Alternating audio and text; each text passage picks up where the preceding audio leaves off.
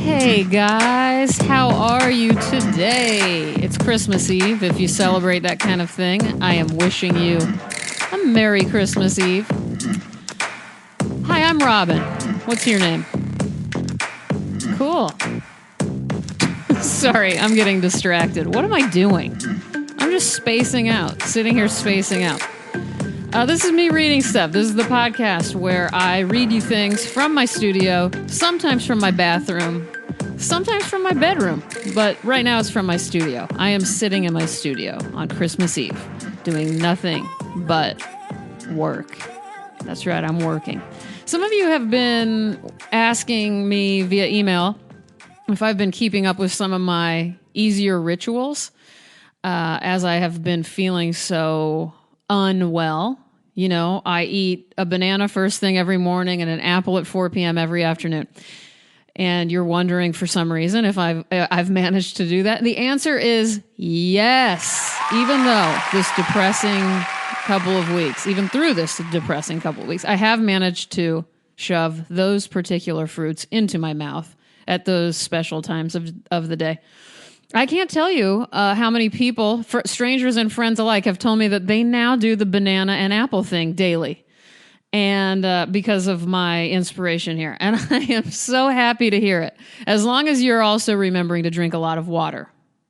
People, are you drinking 2 gallons of water a day like me? Are you checking in with your loved ones? Are you taking walks by yourself at night to get your head straight? I hope so. I'm watching you. I'm watching all of you. Okay, today I have pulled a poem that I have written down and kept around me for a long time. It's an Albert Goldbarth poem. He is a highly lauded and very prolific American poet. Something interesting about him that you might want to know is that he has never used a computer in his entire life. I don't know how old he is. He's like, in his 60s. But he likes typewriters, he collects typewriters, and he loves his pencil and pen. And anyway, thought I would mention that. I am reading, you'll kind of hear why probably as I read it. It's a poem called Human Beauty. You can, I have it in a book, The Kitchen Sink by Grey Wolf Press from 2007. I will, as usual, I'll put a link to for you in the podcast description so you can buy it if you like it. All right, here we go. Human Beauty. If you write a poem about love, the love is a bird. The poem is an origami bird. If you write a poem about death, the death is a terrible fire. The poem is an offering of paper cutout flames. You feed to the fire. We can see in these the space between our gestures and the power they address, an insufficiency, and yet a kind of beauty, a distinctly human beauty. When a winter storm from out of nowhere hit New York one night in 1892, the crew at a theater was caught unloading props. A box of paper snow for the Christmas scene got dropped and broken open, and that flash of white confetti was lost inside what it was a praise of. Okay.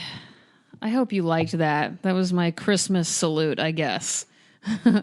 That also belongs in this long list of pieces. The reason I've written that one out and kept it with me, it's because it's in this huge folder.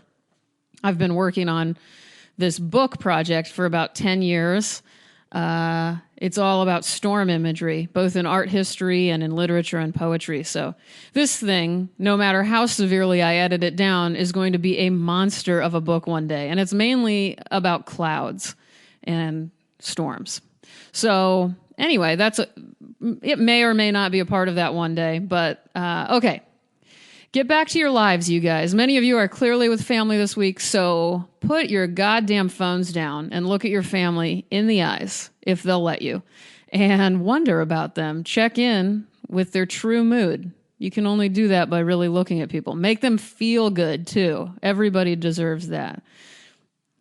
Do they? Well, except bigots and pedophiles. If you've got some of those around, kick them out of your house immediately.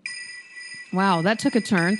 Thank you for listening. And do me a favor, if you enjoy this podcast, I would love to ask you to write an iTunes review for me. Please and thank you. That stuff goes a long way, and it is the only thing I'll ever ask of you besides that you be good to yourselves.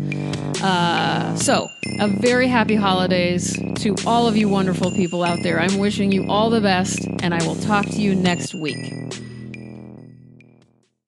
Uh-oh, I'm back. Hi, sorry. I just can't stop. I also, when I was thinking about this Storm compilation book that I've been working on for so long, I wanted to share with you a quote from Frederick Douglass, which was the original impetus for me to get this book together.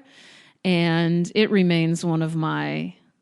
It's the quote that kind of beats in my heart the most, I would say, of anything that I have kind of memorized. It is. Here it goes. It is not light that we need, but fire. It is not the gentle shower, but thunder. We need the storm, the whirlwind, and the earthquake. All right, that's it. I'm going to let you guys go now. Bye-bye. Thank you for listening.